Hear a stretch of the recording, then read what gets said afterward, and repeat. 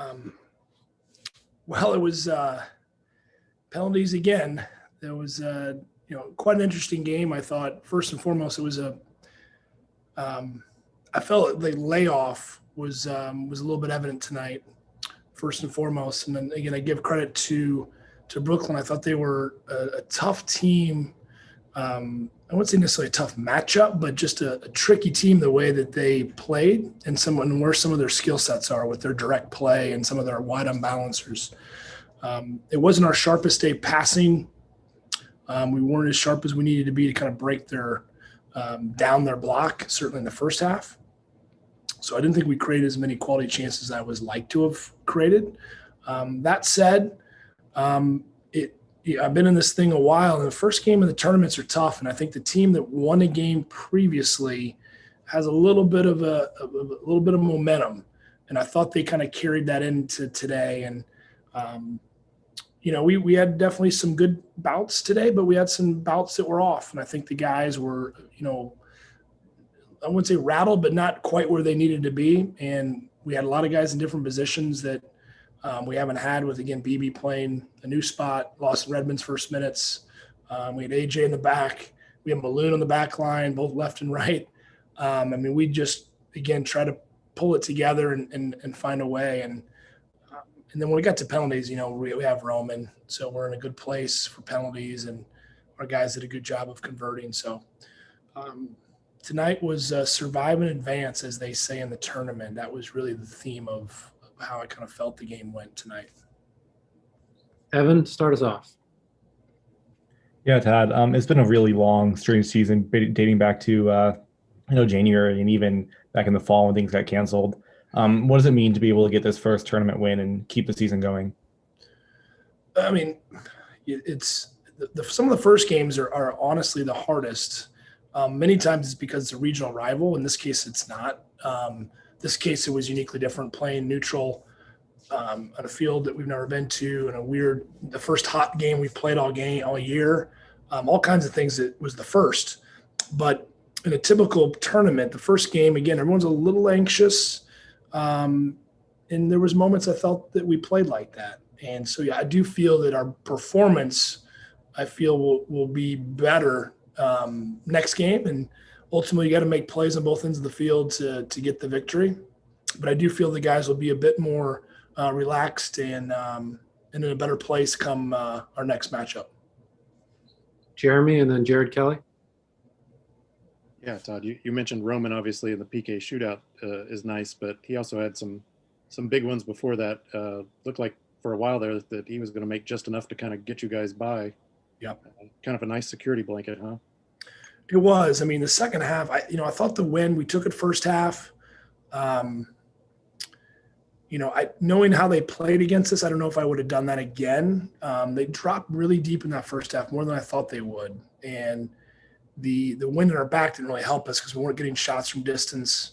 We weren't getting into the final phase with enough time to get to some finishes. So I thought that the wind really helped them, and we made some silly decisions and gave them a couple simple attacks off our giveaways, and that kind of snowballed the feel in that second half.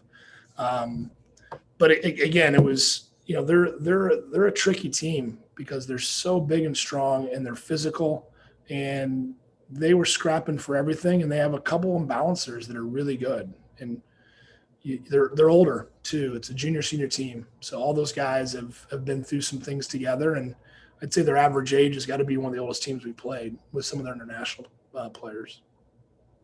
Jared Kelly and then Jack Edwards. Hey, Todd, you touched on kind of how tricky they were, and you guys had a couple days to prepare for them. But they were really pushing with Yousefi and Molina. Did they do a lot of things that you expected, or was some of it, I guess, just you guys kind of trying to figure out how to figure them out as you went along? Well, I didn't think they would. Their shape was similar to how I thought they'd play with their the 4-5-1. It's it's a 1-2 midfield in the middle, one holder, two attackers. Molina's the spear of the attack, and then they're 10 and 7 work off of him. And I think live, a couple of those guys are even better than I thought, because these are teams we've never seen live, just on some video. in a COVID video year with a lot of turf and difficult situations. So, they were certainly better in person than they even thought on video.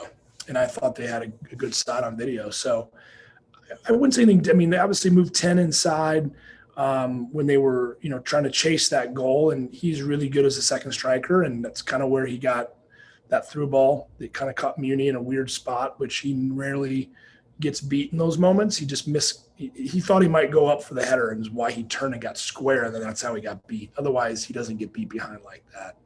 But 10 is an absolute handful. The Moroccan, he is really good. So the good news, I don't think we'll play against a better balancer than him in the tournament.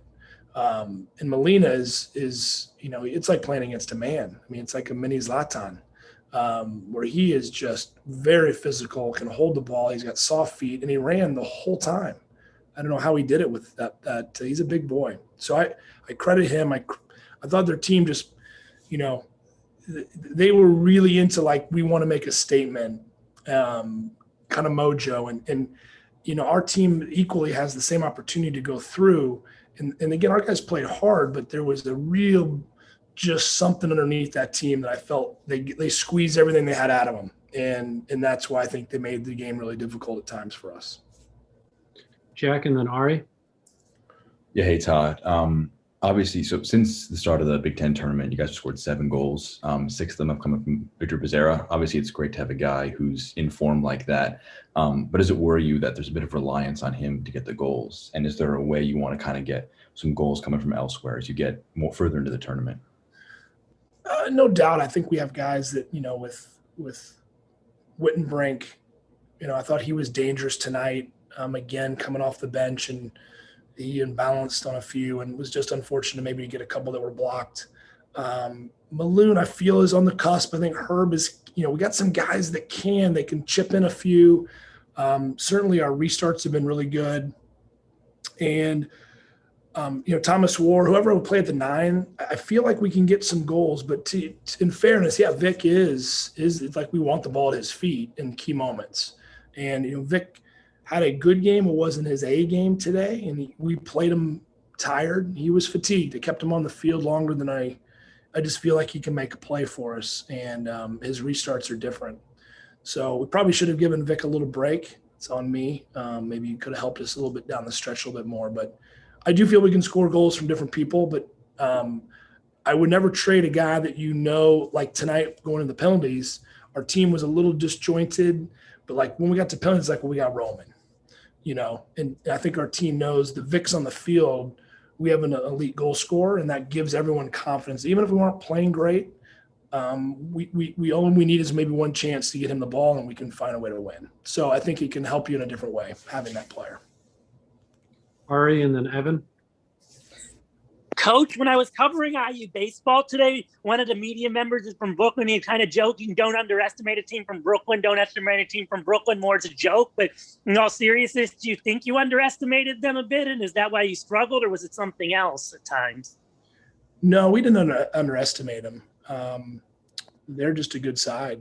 And, there's a lot of our team, one has a real good way about them. They know that we're not going to overwhelm anyone.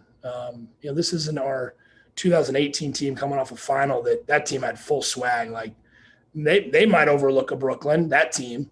But this team, no, they know where they're at.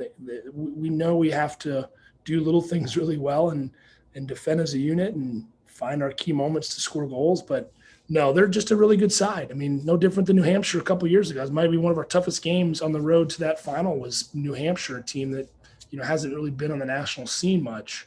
So, some of these teams that are from out of region, in this case, the Northeast Conference, you don't hear much about, with the experience and the right types of international students that they have, they can be really tough. So no, we didn't overlook them. We just came up against a good team, and we were, again, just not as sharp as we have been in the games past. Evan, and then we'll wrap up with Jeremy Price. Yeah. What did you say to your team going from regulation into overtime, and then those breaks going into second overtime and penalty kicks as well to keep them focused? Yeah, I could see a little, there's a little dejection because they knew that like we weren't playing that well in the second half. It's like we were just kind of holding on, and that goal was a tough one, certainly to give up late. So I just pulled them in and said, guys, we've been in this situation. We don't have to be in a game. Like, it's okay. We just need to make a play. It's a restart. It's someone making an individual moment. If we keep it where it is right now, guess who we have? We got Roman. So if we need to go 20 minutes, we'll make a play. And so I just kind of calmed them and said, we're fine.